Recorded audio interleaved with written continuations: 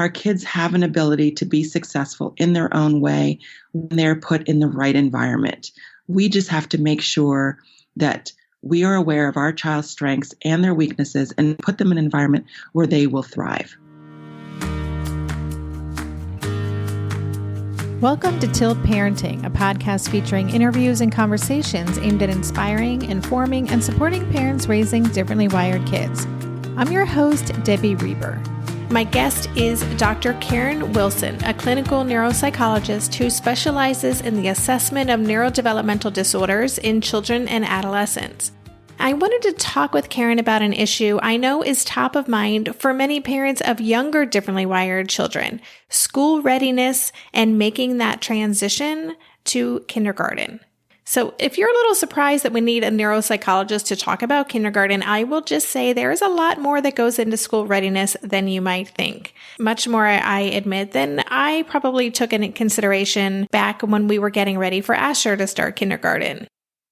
Karen is a powerhouse of knowledge about brain development, learning differences, assessments, and social-emotional issues in children. And in this episode, she shares her best practices for the transition from preschool or no school at all to elementary school, including special considerations, how to vet schools for fit, so-called redshirting practices, and more. So even if your child has already made this transition to kindergarten and beyond, my hunch is there's going to be a lot in this conversation that you'll find interesting. I hope you enjoy it. Hey, Karen, welcome to the podcast. Hi, Debbie. Thanks so much for having me. Of course, it was just such a pleasure to get to meet you in person at Bridges Academy a month ago. And as I mentioned to you when we were talking, there are just so many aspects of your work that are relevant to my community. And I was almost like, didn't even know where to start because I want to talk with you about so many things. But I think we've come upon a really good topic for today's episode. Yes, I think we do. I'm really excited about talking about these little kiddos before they enter elementary school. Yes. And this is a new topic for the show. So I know that for me personally, and if listeners have read my book, they know that it was a real question, is my child ready for elementary school or not? Because as a parent of a twice exceptional kid, I knew that academically he was more than ready, but there were so many other factors. And it was really kind of daunting to know what was the right decision and then what to even look for in a school. So we are going to get into all of that today. And before we do that, though, could you just take a few minutes? I always like hearing in my guests' own words a little bit about who they are in the world and why they do the work they do. Sure, I'd be happy to do that. What's interesting, Debbie, about my work is that when I was starting my studies in neuropsychology, I actually was working in dementia research. So I was on the other end of the spectrum, working with older adults. And I ended up doing a rotation in my training in pediatrics and working with kids. And I just found that work was just so meaningful. It was an opportunity for me to have an impact early on and really help kids and families get on the trajectory so that their kids would experience more success. And I just continued on that path and never looked back. I just find that work so valuable. That's so interesting. And what do you love most about the work that you do today? Again, you are involved in so many different aspects of kids and education, but what's your kind of sweet spot? Most of the work that I do is assessment work. So I'm identifying the struggle kids are having. And I think for me, the most interesting thing I do is really helping families and educators understand why a child is struggling. Because oftentimes there can be so many misconceptions when kids have behavioral issues, or they're struggling to connect with their peers, or they seem to be underperforming, and they get labeled as lazy, or they're not trying hard enough, or some other rationalization of the difficulty. And I have an opportunity to help parents and educators better understand so that they can better support kids so that they can be successful. Well, it's such important work. Yeah, we need more people like you helping to bridge this gap because it is hard to figure out. And especially for this age group that we're talking about, because I'm sure you see this in your work, and I hear this from so many families. It is this transition often from preschool or even in preschool when these more quote unquote invisible differences start to show up in a myriad of ways. And then we're kind of confused about what's really going on. Is this an immaturity issue? And then how do I move forward? So let's start with looking at preschool students. And I guess, first of all, to start with, how do we know if a child is ready? If, a lot of kids are on the cusp, and there is some choice often in terms of if they're going to have them stay in preschool another year, assuming they go to preschool, or whether they should put them ahead. So what are the kinds of things that we're looking for to know that a student is ready to move on to elementary school? Sure. And I think when you're talking about kids who are in preschool, oftentimes asking the preschool teacher, where are my child's gaps? What are their strengths? That's an important conversation to have as you're preparing for that transition. And some of the things that you're looking for as parents, and I was looking for as a parent of a 5 and a 7-year-old when they were transitioning, is you're looking at their social emotional functioning, because oftentimes the emphasis is on those pre-academic skills. Can they write their name? Can they hold a pencil? And while those things are important, in kindergarten, they'll eventually learn those things. But I think the social emotional factors are so important because children are going to have to begin participating in group activities. They're going to have to really exercise good social and behavioral regulation of their emotions. They're going to have to understand others' feelings and show empathy. And I think those social emotional learning factors are so incredibly important. And then really looking at the ability to pay attention and executive functioning. What's so interesting is we often think of executive functioning as being important in middle school and high school, but it actually begins so much earlier. So a child's ability to kind of shift their focus from one task in the classroom to another, to go from circle time to a center table to do another activity. That's executive functioning. And what we're learning more and more is that early difficulties with paying attention, following directions, is often related to later difficulties with reading and math. And so we want to be able to kind of see where children are in their ability to focus, to pay attention, to follow directions, because that is, again, an early indicator, an early sign of success or difficulty, depending on where a child falls on kind of the continuum of those things. Gosh, as you're sharing those things, to me, it feels like, oh my gosh, that's a lot for a little person to be able to do. I'm assuming there must be a learning curve for every child, not just neurologically atypical kids in that transition. Absolutely. I think it's something that's important for all kids, regardless of their experience and regardless of their skill level. But kids will differ in terms of their ability to do those things. And that really tells you about the readiness. And of course, there has to be a good match with the kindergarten classroom that they're going to be entering. But these are things to start to be mindful of early on and to ask preschool teachers about. Or if a child is at home with a babysitter, to ask questions about following directions and things like that we know are important later on. And of course, we're going to be thinking about language development as well, because children are going to have to be able to, again, follow directions, which is language-based, but also express what it is that they need and what it is that they want. And can they do it in a way that doesn't cause them to be frustrated? And so a lot of these things interact with each other, because if kids struggle with expressing their needs and their desires, then they can become frustrated and have difficulty regulating their emotions, right? And so they have a meltdown because they can't adequately express what it is that they're experiencing. So we want to make sure that we're looking at their language skills. And it's often we think about, are they ready? So do we hold them back or do we put them into kindergarten? But the other question is, how do we prepare them for kindergarten? It may not be that we keep them in preschool for another year. It may be that we do something over the summer to make them better prepared for kindergarten when they do enter.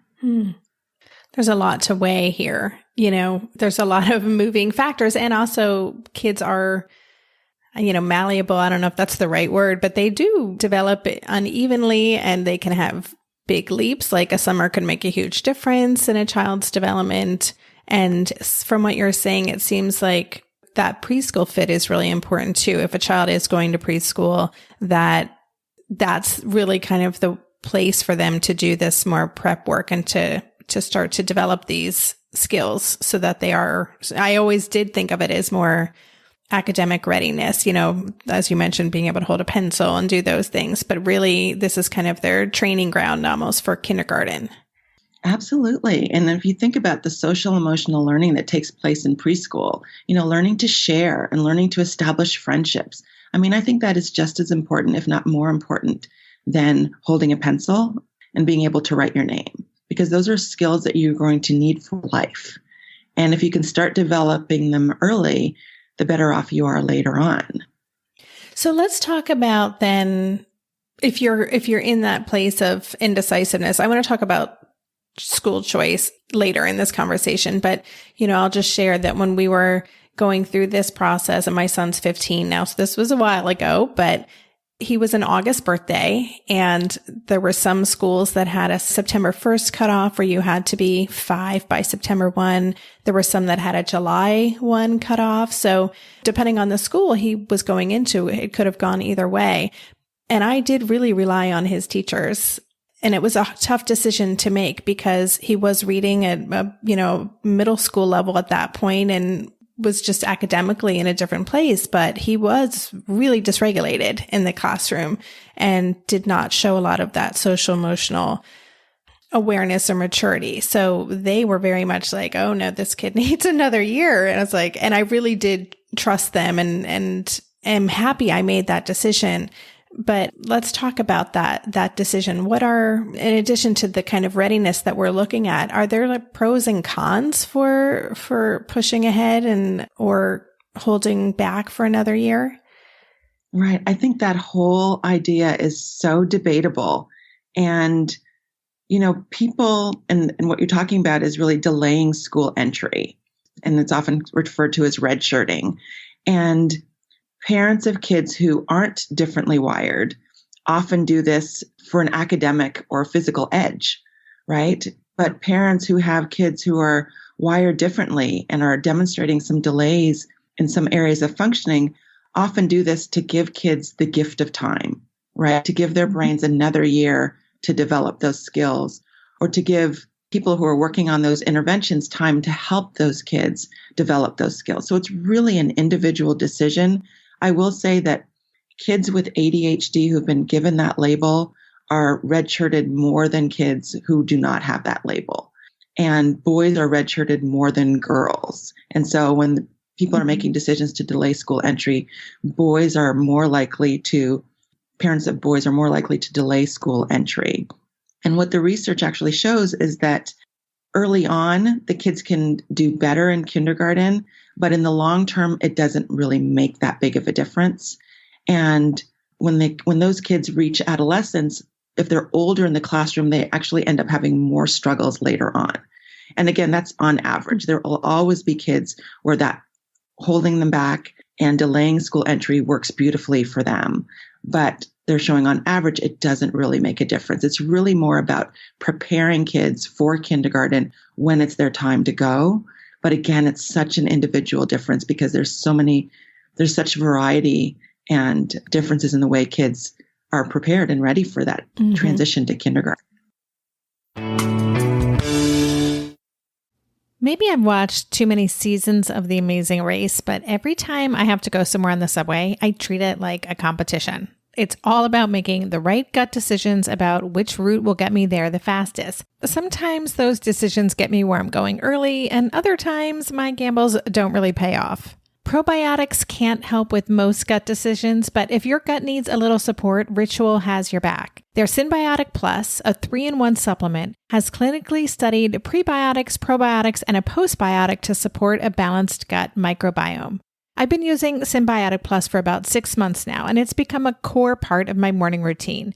I take the mini capsule every morning while making my way through my inbox, whether I'm at home or I'm on the road, because it doesn't need to be refrigerated. And the capsule itself is delayed released, which helps it survive the harsh conditions of the upper GI tract for delivery to the colon. And that's exactly where we want it to go. Ritual invested in a study modeling the human colon, which showed that Symbiotic Plus significantly increased microbial diversity and the growth of beneficial bacteria. There's no more shame in your gut game. Symbiotic Plus and Ritual are here to celebrate, not hide your insides. Get 25% off your first month for a limited time at ritual.com/tilt. Start Ritual or add Symbiotic Plus to your subscription today. That's ritual.com/tilt for 25% off. During this month of planning and organization for big transitions, rhythms and routines have been absolutely essential for our physical and emotional well-being. So Green Chef nights are reliably and predictably a good night. We know the ingredients will be fresh and prepped, the instructions easy to follow, and the meal delicious.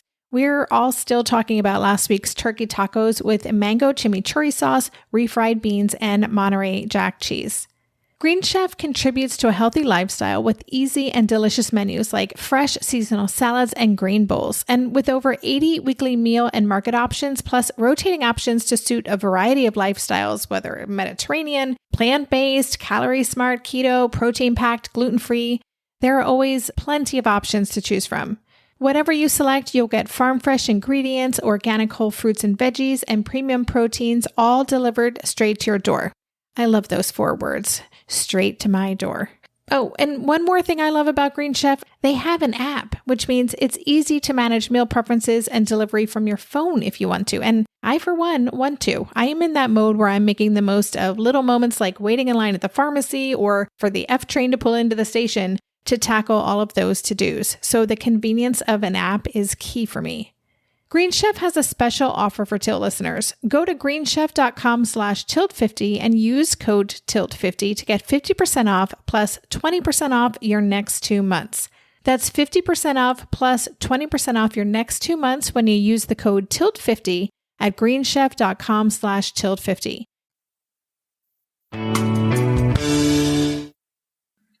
Well, it's so interesting to hear too that there are parents who are making this choice to give their kids an edge. And that makes me think of Malcolm Gladwell's book, Outliers, which kind of blew my mind when I read it.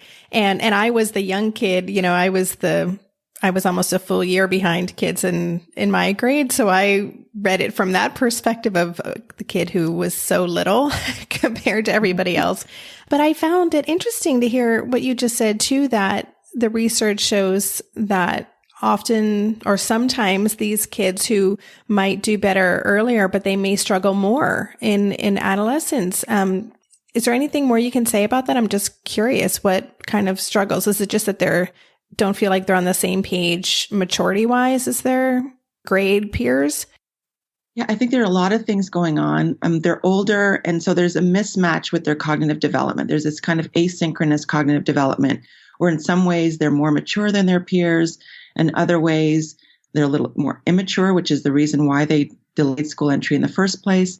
And I think also a lot of the difficulties that students have persist even when you delay school entry.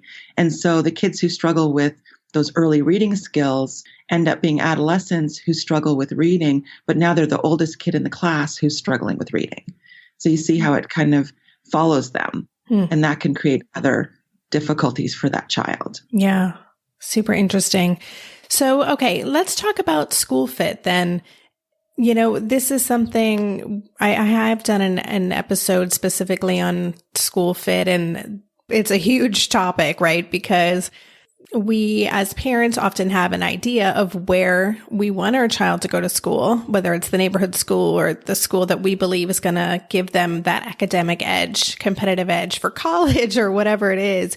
But then there's the reality of who our child is. And so there's often parents who aren't really keyed into exactly what their child needs and are making a decision from more their ego or another point of view, may find themselves a few years in really struggling because it isn't a fit. So what thoughts do you have about what we should be looking for, assuming we have choice in where we're sending our child to elementary school, but what are we ideally looking for in a match?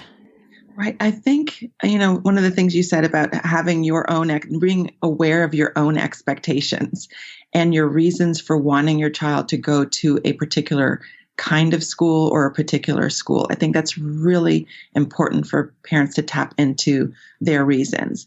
because parents are going to have their own expectations of a school, and the school is going to have their own expectations for children entering kindergarten. And oftentimes there can be a mismatch between a parent's expectations and a school's expectations. So really understanding, what are the school's expectations for your child entering kindergarten? Do they expect your child to come in knowing how to write their name and knowing how to, identify the sounds that go with letters, right? The early precursors to reading. I mean, that is going to be incredibly important because you're going to know where your child is in those specific areas, whether it be language, whether it be those early academic skills or their social emotional functioning. So if you know that a school has children coming into kindergarten who are already reading and your child doesn't know the alphabet yet, is that going to be a good fit? So that's a question to ask.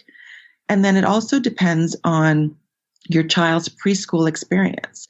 Some kids don't have a preschool experience and they're entering kindergarten for the first time. And this is their first time being in that kind of a structured environment. And you want to know, how do the educators prepare the students for that kind of structured environment, particularly kids who've never had that experience before. So you want to be asking questions about how many of the students who enter kindergarten have had a preschool experience, and those who don't, how do you prepare them for that transition?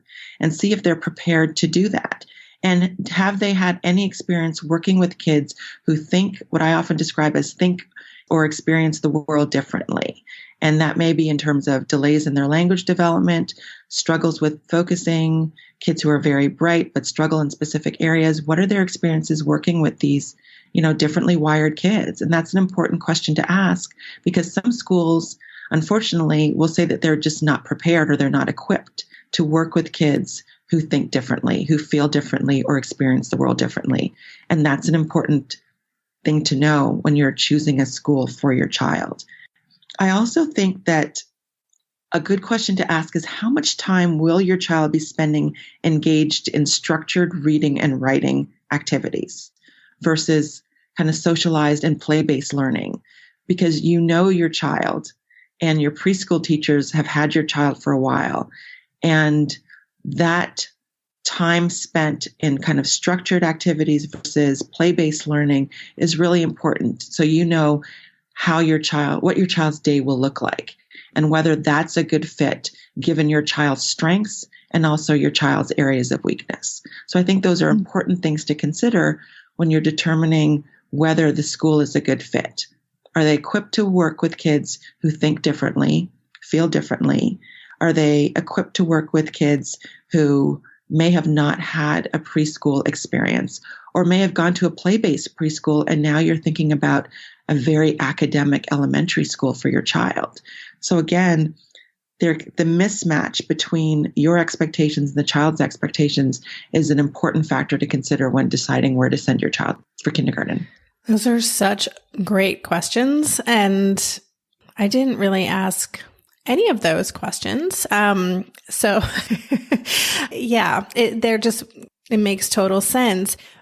But I do want to address this idea of, if you do have a child who is moving through the world differently, a lot of parents in my community have younger kids who may not have any sort of diagnosis, but they know there are challenges.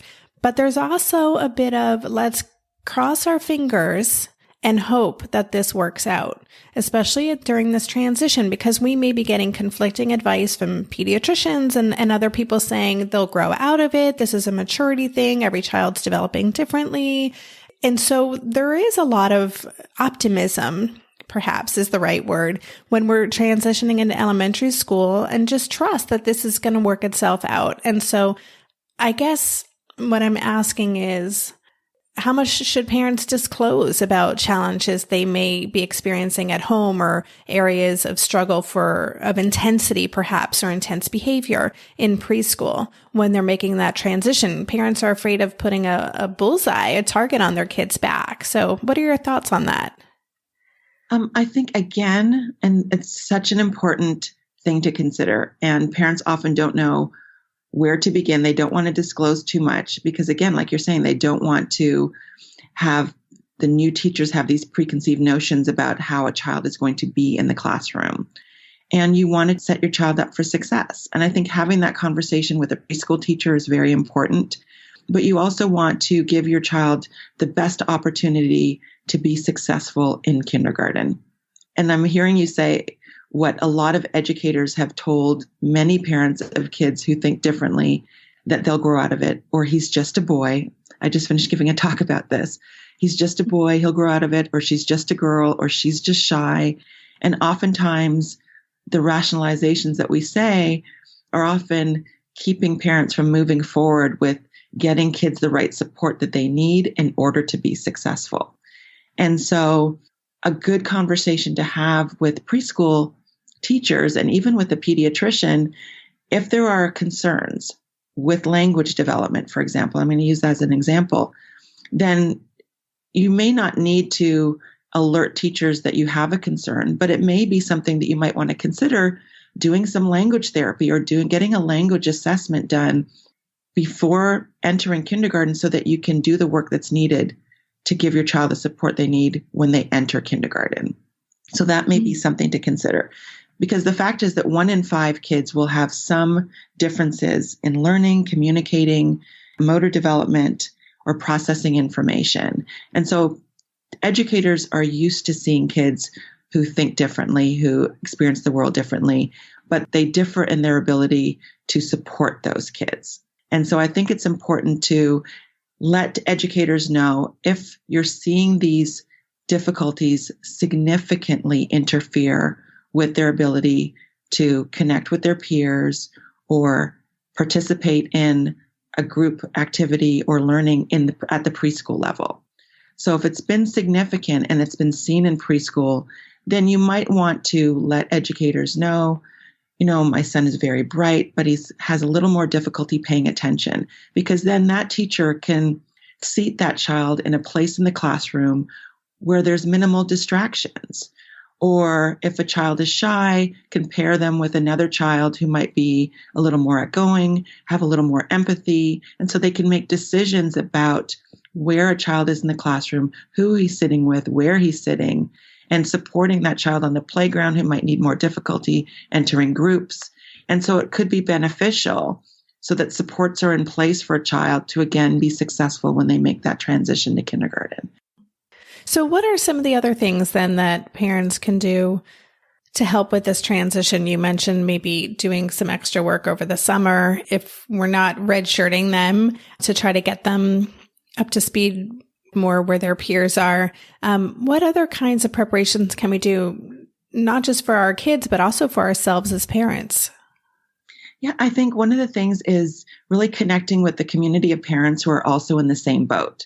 So, parents who are entering kindergarten for the first time, or they have kids who think differently and are entering kindergarten. So getting in touch with other parents who are experiencing the same thing, and also connecting kids who are entering kindergarten with peers. So finding parents who have kids who are going to be entering either the same elementary school or an elementary school will be good. So what you want to do is give kids an opportunity to play. And oftentimes the focus is on coloring and forming letters and cutting out shapes, when in fact, giving kids an opportunity to play with other children is a great tool for learning, because they learn how to negotiate, they learn how to problem solve, they learn how to focus their attention, they learn how to shift their attention. And so giving kids an opportunity to play with kids who are also going to be making that transition is incredibly important. And I think in addition to practicing skills over the summer or before they enter kindergarten, helping a child to know what to expect. So spend time talking to a child about what kindergarten will be like if it's a new school and a child has anxiety about making that transition. Speaking to the teacher about meeting him or her before your child begins school. Driving by the school on a day when school is not in session so that they can familiarize themselves with, the playground and the front doors and what the school campus looks like. All of those things help to alleviate anxiety for a child. So driving by the school, visiting the school, meeting the teacher, arranging playdates in a park with other kids who are going to be entering the school. And I think one of the most important things you can do is to start establishing routines at home if you haven't already for children, because school is all about routines. And so if you can start establishing those routines around bedtime, around times for reading at home, maybe even times for working on some of those pre-academic skills, in a fun way. So now we're going to have some drawing time. So having those routines in place before a child makes that transition can be incredibly helpful, because they get used to what it is they're going to experience in kindergarten, which is a lot of routines. And so I think doing that is going to really set a child up for success, because they'll be familiar with the idea of a routine when they make that transition. And the other thing is to make sure that kids are getting enough sleep. Kids between the ages of 3 and 5 need about 10 to 13 hours of sleep, including naps. And when kids are getting enough sleep, they're better able to pay attention. They're better able to regulate their emotions. And kids who think differently need more sleep than typically developing kids. So it's even more important to establish those sleep routines early and to make sure that kids are getting enough sleep on a regular basis for optimal health and performance. Hey there, it's Debbie. I love making this show and sharing conversations about how to support our awesome neurodivergent kids. I've seen how even one little insight from an interview can spark a big shift in daily life. But I know that raising complex kids can be messy and lonely. And just when we think we figured it out, something comes up that boots us right back to feeling overwhelmed and stuck. That's why I've poured everything into creating a way for parents like us navigating complex parenting journeys to join together and chart a path that feels positive, hopeful, and doable. It's the brand new Differently Wired Club experience. In the club, you'll get personal support from me and other seasoned parent coaches, 6 live calls every month where you can connect and get your personal questions answered, the opportunity to learn directly from authors and experts like I have on this show, monthly themes for getting specific and tactical, an exclusive private podcast feed, and the best, most generous community of parents. Seriously, these folks show up for themselves and each other, and that right there is really everything, because it's a daily reminder that we're not alone. Our kids aren't broken, and we have totally got this. The recently rebooted Differently Wired Club is on a brand new platform with its very own iOS and Android app. It is such a great space. However you learn, whatever your style, no matter the ages, genders, and neurodivergent profile of your children, the Differently Wired Club can help you cultivate the positive shifts you're hoping for. Join us today by going to tiltparenting.com/club. That's tiltparenting.com/club. I hope to see you on the inside.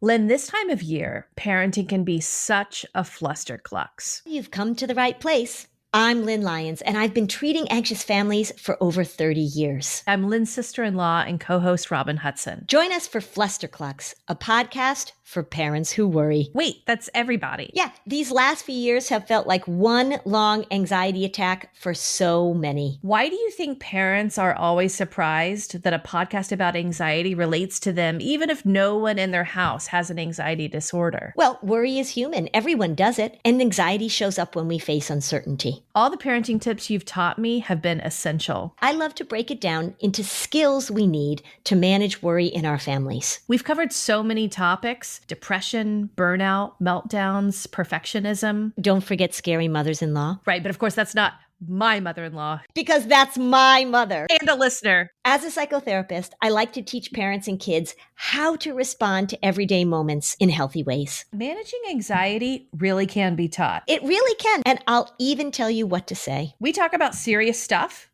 but without being too serious. Anxiety wants everything serious. Anxiety doesn't stand a chance when we're laughing, even about the tough stuff. That's such a good reminder. And I didn't realize that differently wired kids need even more sleep. And yet I know many of our kids probably get less sleep because so many of our kids can't turn their brains off at night. So that's a whole other episode I need to have. I have been looking for a sleep expert to help us discuss that. But that's a great reminder. Yes. And too, is that a lot of kids are really not prepared for a longer school day. Some kids have been in preschool for half a day or for a few hours in the day, and now they're having to be at school for an extended period of time and having to focus for longer periods of time. And so gradually increasing opportunities for children to pay attention and focus for extended periods of time is also helpful in preparing them for that transition. So that's just another thing I wanted to say. Mm-hmm. Yeah, such great tips. So I almost wish I could have a do-over here, but this is such good insight for parents who are at this juncture, and good timing too, because now I know when this episode airs is around the time parents are really making those decisions for next year. So before we say goodbye, any last tips, anything that we didn't cover, just some last words of wisdom for parents who are about to start this transition and maybe feeling concerned about making the wrong decision? Yeah, I would say that to really trust your intuition, and parents are often, in deference to teachers and pediatricians, but your child better than anyone else. And so when you're choosing a school, you're choosing a good match for your child, right? And again, you're making that decision based on your child's strengths and gaps that your child may have. And to not be afraid to ask preschool teachers and to ask pediatricians about what your child needs. And sometimes you may need to ask more than once.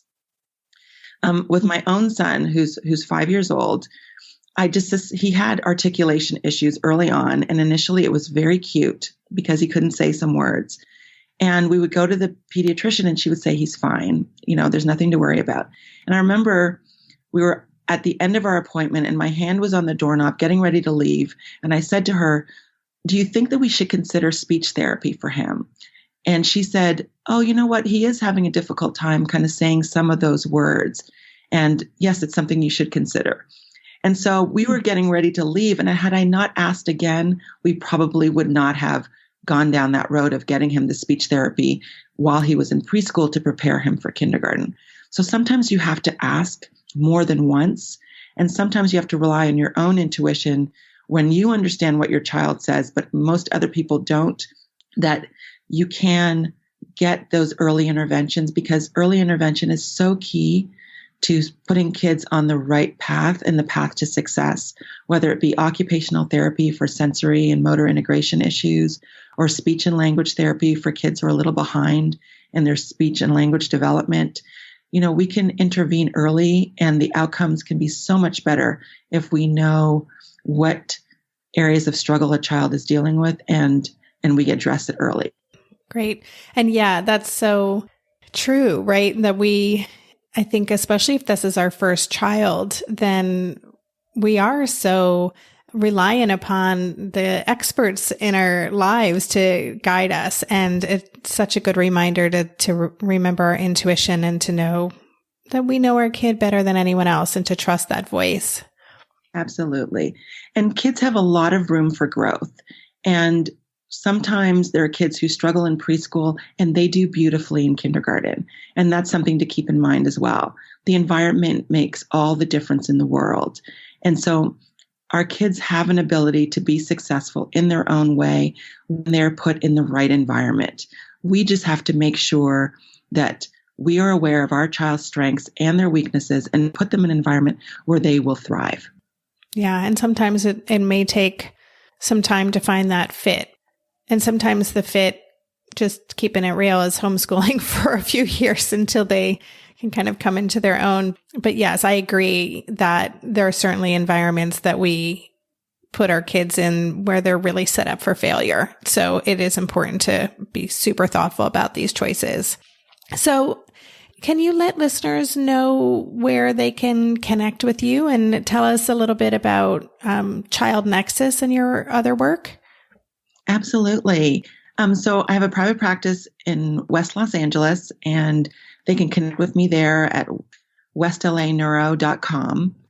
And I also developed a web platform for parents who are looking for information about kids who think differently, feel the world differently, experience life differently. And it's a place where they can go to get information and then also connect directly with professionals who can provide services for kids. So speech and language, occupational therapy, psychotherapy, parent support. And it just came out of A lot of parents saying, I don't know where to get support for my kid. Where can I go? Who do I need to provide these services so that my kids can be successful? And I really wanted one place where parents could go to access information and also connect with providers who can provide the services they need to help their kids thrive.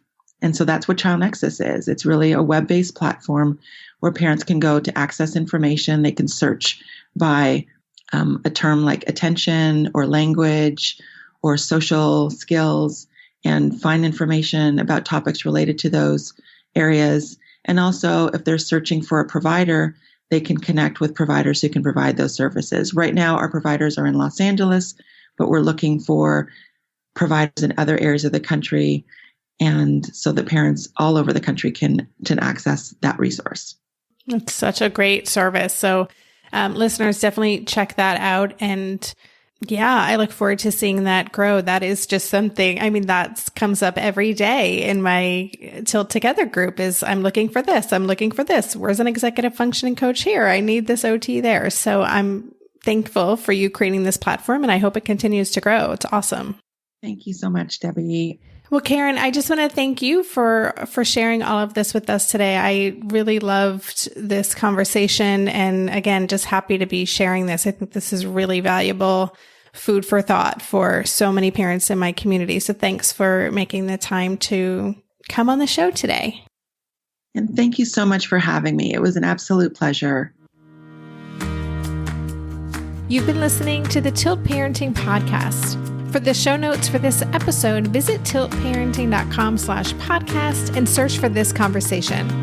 If you like what you heard on today's episode, I would be grateful if you could take a minute to head over to Apple Podcasts and leave a rating or a review. Thank you so much for helping us stay visible so people who would benefit from the show can easily find it. If you want to support the show and help me cover the cost of production, please consider joining my Patreon campaign. To support the show, just visit patreon.com/tiltparenting. Lastly, if you aren't already part of the online community at Tilt, I invite you to sign up at tiltparenting.com on the box in the bottom where it says Join the Revolution. Every Thursday, I send out a short email with a quick note from me, a link to that week's podcast episode, and links to 5 stories from the news that week that are relevant to parents like us. Again, you can sign up and learn more about Tilt at www.tiltparenting.com. If you're a parent, I invite you to join us at the Mindful Mama podcast, where it's all about becoming a less irritable, more joyful parent. With sometimes hilarious and always thought-provoking experts and friends, at Mindful Mama, we know that you cannot give what you do not have. And when you have calm and peace within, then you can give it to your children. I'm Hunter Clark Fields, and I can't wait to see you there. Listen in to the Mindful Mama podcast.